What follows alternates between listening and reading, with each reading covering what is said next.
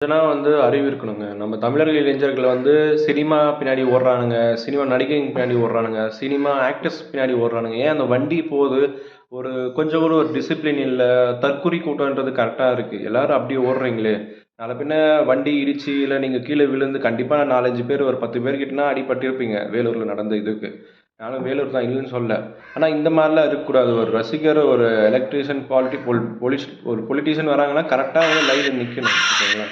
எல்லாருக்கும் இங்க என்ன சொல்லி வரேன்னா, டிசிப்ளின் அண்ட் அக்கவுண்டபிலிட்டி கண்டிப்பா எல்லாருக்குமே இருக்கணும். ஒரு அரசியல் கட்சியா இருந்தாலும் சரி, ஒரு சாமானிய மனுஷனா இருந்தாலும் சரி, ஒழுக்கன்றது எப்பவுமே கடைபிடிக்க கத்துங்க. அதே எங்களோட திருச்சி மாநாட்டுல பார்த்தீங்கன்னா, நாம் தமிழர் கட்சியோட நம்மளோட திருச்சி மாநாட்டுல பார்த்தீங்கன்னா, அப்போ தெரிஞ்சிருக்கும். சின்ன சின்ன குழந்தைங்கள்லேருந்து பெரியவங்கள வரைக்கும் எல்லாருமே எவ்வளோ அக்கவுண்டபிலிட்டி அண்ட் டிசிப்ளினா இருந்தாங்கன்ட்டு.